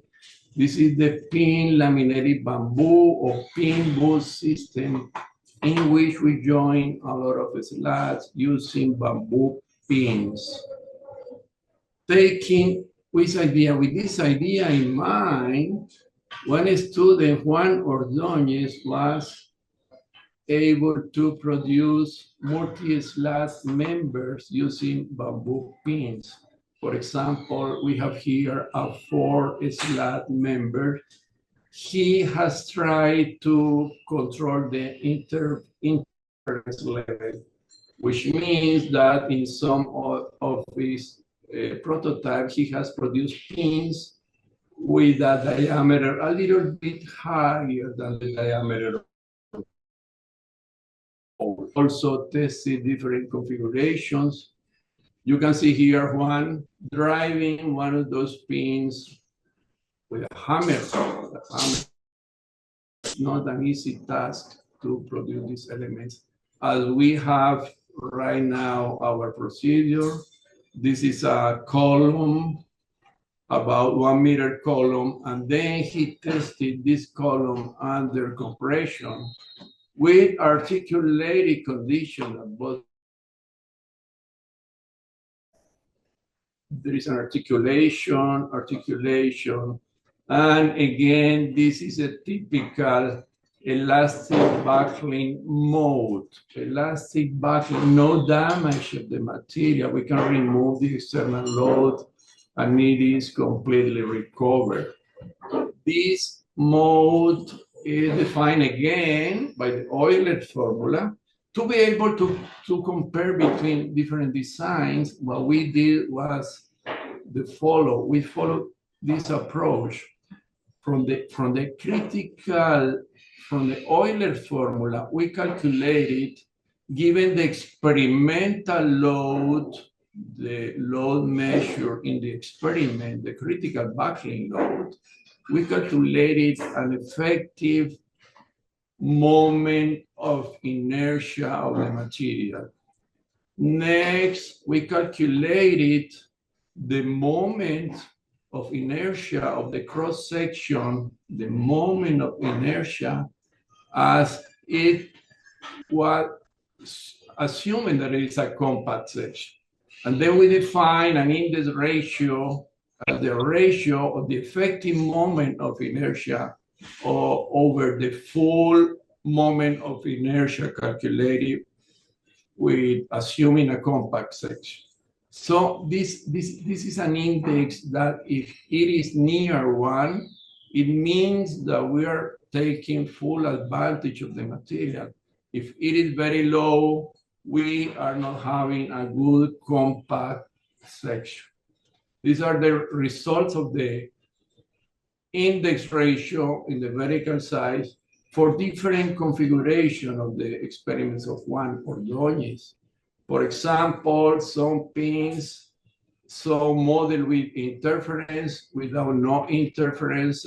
You can see some, this is the range. This is the range. He tested 5 specimens per group. You can see that it appears to be some differences, significant differences. It also appears to be differences with respect to the distance between connectors. 100 millimeters, 200 millimeters. But even though you can see that the index ratio is relatively low, the maximum value is about 0.3, 0.3. So the question is how we can improve that index ratio to have a better performance of those members under compression. And we also tested other configuration. We said, okay, what if we, instead of joining those slats with bamboo pin, join those with steel bolts, and we apply some degree of radial compression. So we have two different procedures. These slats here have the inner curvatures removed. These other ones here do not have the inner curvature removed. Actually, this was made in Bay Baha'i with Luis Lopez, with Luis Felipe. Those columns have 2-4 millimeters length. In this second method of construction, you can see here, we cannot, if we use steel pins, we cannot apply radial compression because we are going to damage the material. In this model, we can apply radial compression. And the results we obtain, these are typical results that I have extracted. The first method of construction with radial compression applied through the steel pins, a model with a radial compression. And we can see an important increase in the index ratio. All these models go with the steel pins, go over 0.8, which means that we have an important improvement of the compression behavior of these multi-slat elements using method 1 of construction.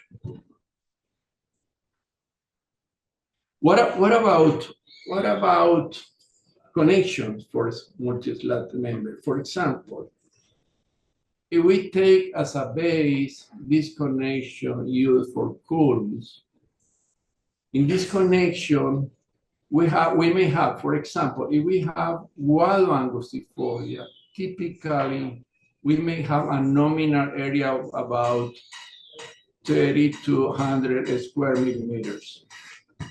In this case, the shear area, if L is the distance from the connector to the end, the shear area is 4 times this distance times the thickness of the core. And the contact area is 2 times the diameter of the connector, thickness of the core. If we, for example, cut from this 4 slats, 1, 2, 3, 4 slats, which a nominal area, let's say about half of this one, we are going to have a shear area 2 times the shear area that we have in this case. And we are going to have 2 times the contact area. So from the beginning, we're going to think that this is going to yield a much better behavior under tension. Actually, one student, Nicolas Valencia, Nico, he added an important other ingredient. He uses 2 bolts and he prescribed a non-alignment of these bolts across the transverse direction. And he also added some degree of radial compression. The transmitting plate was 3.2 millimeters thickness, and he exposed this to axial tension, and this is the typical curves. He obtained here maximum forces of about 25 kilonewton a very nice ductile behavior of those 5 specimens. In fact, the failure in this case, it is in the connecting plate yielded at this low level, the connected plate. No external damage can be seen in the slats. Compare these results, for example, with the results presented by for this type of configuration that connects 2 culms, small culms, with a plate.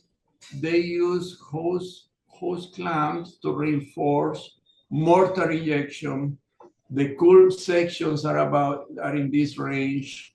I took this from the group of Professor Dimitrakopoulos. The nominal area here is a little bit higher.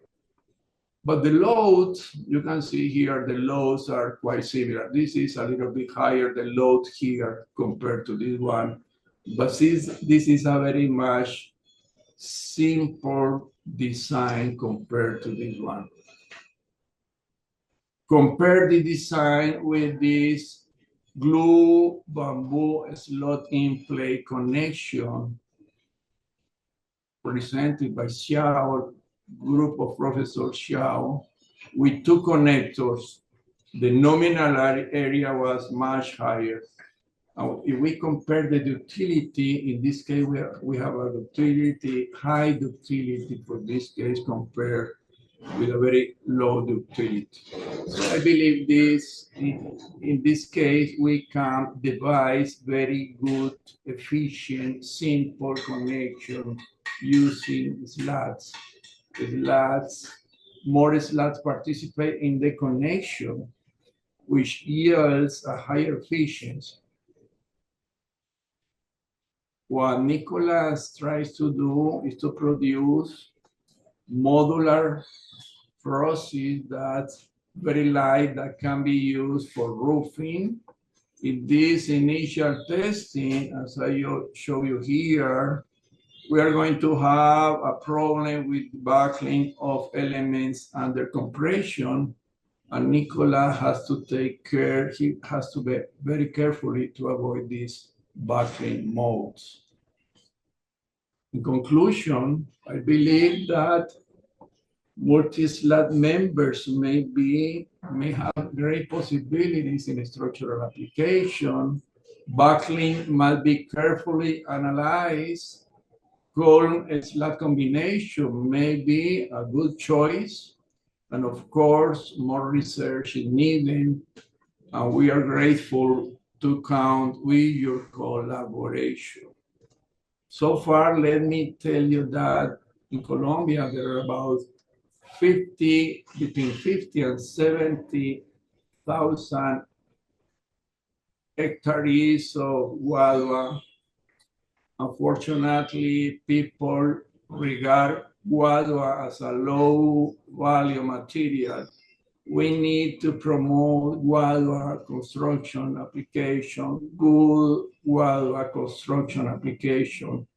We need to replicate models like base Baha'i models here, to replace, unfortunately, the last United Nations monitoring about coca grow in Colombia shows important increases in the last year.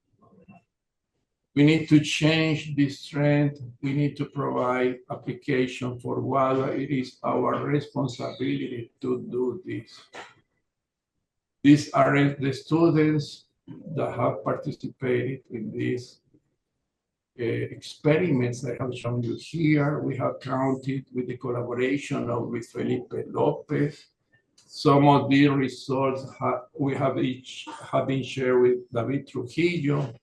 Professor Daniel Gomez here has also participated in counseling this study. Thanks very much for your attention. All right. Thank you very much. We've gone a little bit over, although I think we can still we can certainly take some questions. I appreciate some people may need to leave.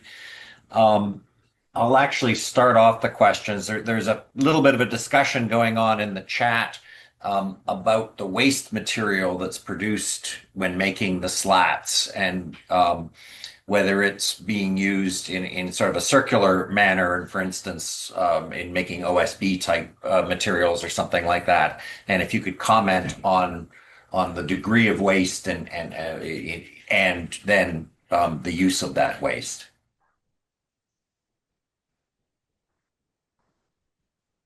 I don't know. The idea, Ken, is to use those columns that cannot be used in structural application since they have excessive fissuring, for example, an excessive bow or taper. Okay, this is the idea. Of course, to be able to produce some of those prototypes we have right now, we are taking good columns to produce those slats right now. But I don't think there is a lot of waste. We are reducing material waste, in fact. I would agree by being able to use considerably more marginal material. Other questions? Perhaps. I think this is a great opportunity to again utilize marginal material and in a quite efficient way by the looks of the data.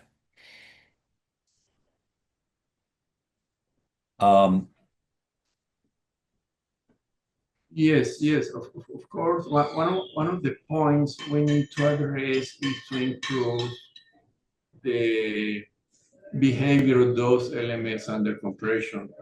I think there are some other possibilities to assemble multi-slat elements. Okay.